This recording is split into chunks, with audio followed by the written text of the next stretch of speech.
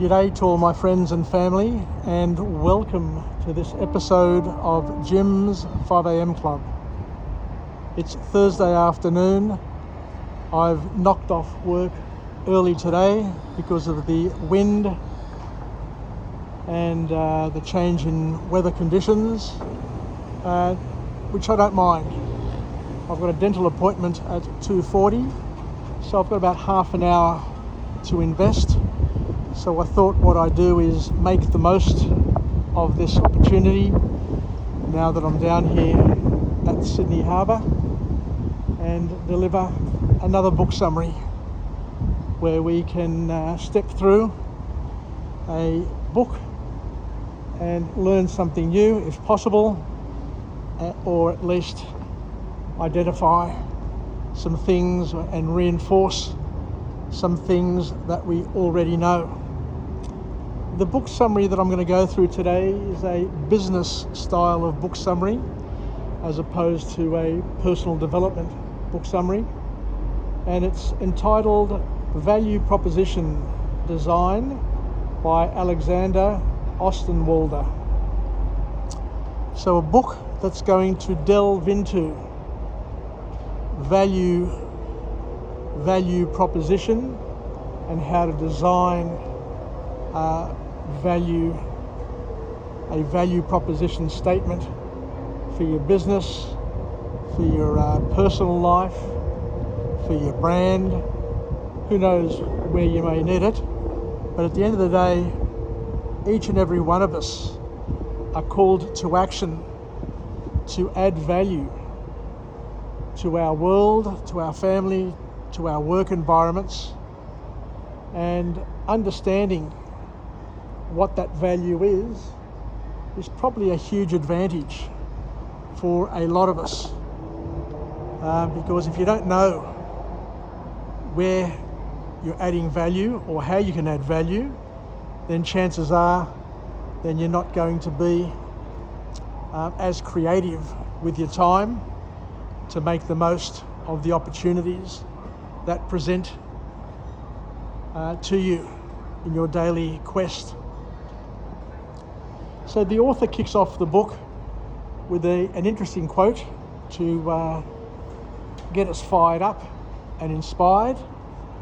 And he says that the lesson that we're all going to learn sooner or later is that actions speak louder than words, and there's a big difference. There's a huge difference between what people say and what people do. And I guess we've all learnt this, where people in different aspects of our lives overcommit, overpromise, and underdeliver and let us down. And there is also examples, I am sure, where we have let other people down through our miscommunication or overzealous commitment. And the same happens in business. We do things, we go to set up a business, we go to start something new, and everybody says how wonderful it is and how they're going to support us and how they're going to help us. But once you float your idea, once you float your business, then all of a sudden you realise, you learn that lesson, that very, very valuable lesson, that everybody who said that they were going to support you and help you and be there for you are all usually missing in action.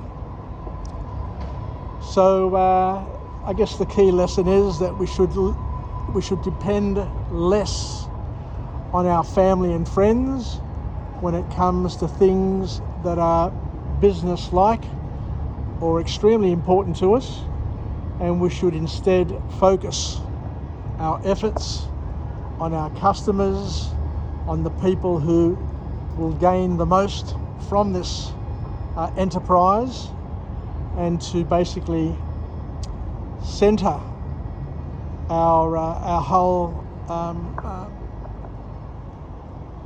focus on our customers rather than hope for friends, family and others to come and support us.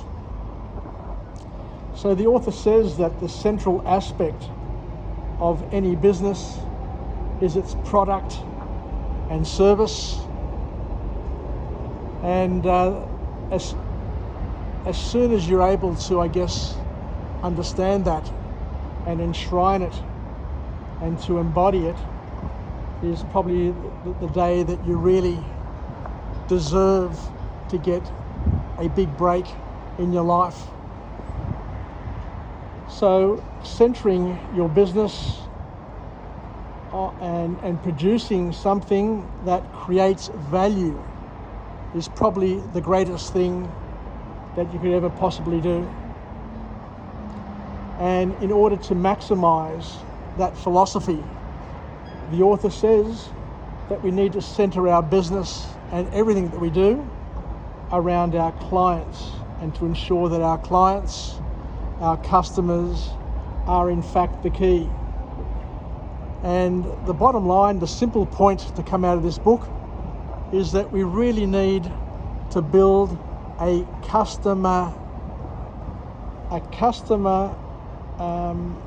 friendly, I like the way they say customer friendly rather than customer focused or customer whatever, to build a customer friendly business, to make it easy for customers to engage with us, to make it easy for customers to understand what they can gain from interacting with our business and our product and our service. And once you have that as your central core tenet and your main calling, then that's the time, I guess, from this author's perspective, where you're going to grow and develop and be as successful as possible. So the first formal point to come from this author is that we need to empathize with our customers and learn about them so that we can create the best product possible to enable them to solve their niggling and annoying business problems. Because as the author here guides us and tells us once again, to design a great product or service, we basically need to step into our customers' shoes. And people in general have two key jobs, two types of jobs that they need to fulfill. The author tells us that one is a functional job and the other one is a social job. So the functional job is basically getting the things done from a practical perspective, and the social job is to engage with people and to work with and through people. So we basically need, according to this author, to, let me have a look here, we need to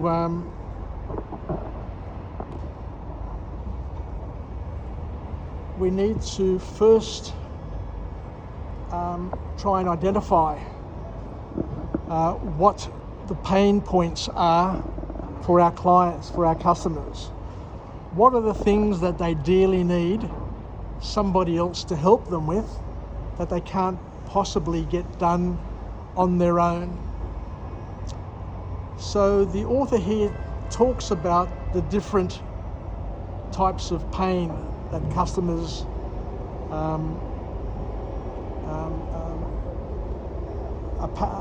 suffer, I guess is the best way of putting it. So the types of pain that customers suffer. And the first sort of pain that people suffer is when they do something and achieve an unwanted and unwelcomed outcome. So you do A, B, and C, expecting to arrive at D, but instead of D, you arrive and have an outcome which is F or K, with possibly some other letters embedded between those two letters. So this causes pain, this causes grief, it causes embarrassment, and it can impact in a negative way a person's brand, a person's reputation, which could cost them a lot of money or a lot of future business. So this is an area that people, businesses, products and services can focus on, because if you can solve those sorts of problems which other people don't have the time, inclination or skill to be able to solve, then you're well on the way of developing a product or service that adds value, but not only adds value, but adds critical value, significant value that could be worth some good money to you, and the cost to the client could be insignificant in terms of the losses or the challenges that they could face by not solving it. So the second type of pain point that the author talks about here is the pain caused from frustration, where you can't get the job done, you can't get the job completed. You run out of time, you run out of resources, and it happens from time to time, where all of a sudden you need somebody just to step in for a moment to tide you over. And customers are happy in situations like this to pay a premium to keep them afloat, to keep them going, to keep the momentum going. And that's an area of focus where you can try and identify a product or service opportunity. And the third pain point that people have that causes grief to lots of people is where there is risk and uncertainty created. People love the opportunity for certainty. If you can somehow provide somebody with a certain outcome, regardless of the risks, that is something that's a product or a service that people would pay a handsome premium for. So the author here is trying to help us identify things that we're good at, things that we're capable of doing that can add value to other people's processes that people are happy to pay a premium for. The author then goes on to say in their second formal point that to determine the value proposition of your product or service, the best way of identifying it is during the design and creation of the components, the elements of the service that you build up, where you can ask yourself the question, how does this address a customer's pain point? So asking yourself an empowering question can help you, I guess, build yourself up and help enable you to identify the features and benefits of your products and services by designing and developing the elements as you're putting together and designing your offering, your customer offering.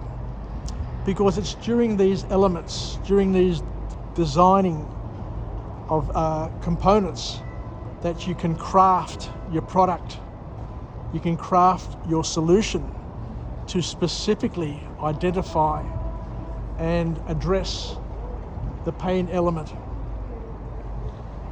As we said before, it's important to be able to identify and understand what your features and benefits are. So the features are the things in your product or service that are interesting, that are functional. But the benefits are how those features solve your clients, your customers' immediate problems.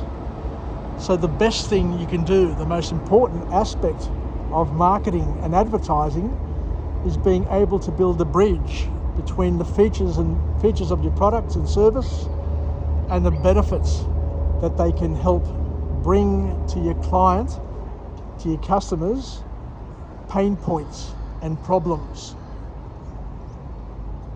So one of the things we can do is we can continue to ask ourselves the question, what can possibly go wrong from the client's perspective in terms of what they're doing, how they're running their business, how they're living their lives, and then to ask yourself, how does my product, how does my service help solve that problem? How does it minimize the impacts of that problem, and to weave that message into your features, benefits, into your value proposition. So in order to get the maximum return on your investment, what the author then goes on to say is that we need to study the market before we enter it, and to make sure that we can develop a prototype and to test that market before we go fully into it, so that we don't end up building something that doesn't work or is not valued. You can design, you can build, you can create the greatest dog food in the world with all the best points, the best nutrition, the best advantages, this, that and the other. But if the dog doesn't like the dog food, guess what? Your product is going to fail. So by building a prototype, the author here is reminding us that it will help us generate insights. It will help get people to interact with us, interact with our service, interact with our product, and this will help our product either be validated or rejected. But you need to test your product, you need to test your idea, you need to test your service, even if it's testing it on your friends and family, even if it's just inviting friends and family to come and sample your product, sample your service, and to be able to give you an honest feedback. So it's all about feedback, so that you can generate, as we said before, a feedback loop to help you hone and refine and fine-tune your product development. So once again, it's all about testing, adjusting, retesting, and following a path of can-I, constant and never-ending improvement. So you're continually honing your product and finding new opportunities, new pain points, new customer niches, and it's a never-ending process, which once again requires you to be on your toes and honing it and polishing it day in and day out. Anyway, thank you very much for joining me on this afternoon episode of Jim's 5am Club. I'm in between knocking off work and going to a dental appointment, and thought that it would be a good investment of time to come down to this magical, beautiful place known as Sydney Harbour, Circular Quay, and just be amongst the hustle and bustle and the moving to and fro of all of these ferries. I just love the dance, the constant dance of the ferries here in Circular Quay. Always have, ever since I was a boy. Remember coming down here with my father and mother on occasions, uncles and aunts, and never, ever thought that I'd get sick of it, and there's no way in the world I ever have. I love starting my mornings overlooking Sydney Harbour, overlooking Circular Quay, and just kicking off my day with this magic, this potion that I guess there are people, millions of people all over the world, who would give their right arm to be where I am doing what I'm doing. So thank you very much for joining me on this episode. I bid you farewell again for one more time, but I will hopefully come again where I'll be in a different place, maybe offering a different perspective and overlaying it with a message of empowerment through OPE, some sort of book summary, and see where it leads us. Take care everybody, yasas, and bye for now. Cheerio.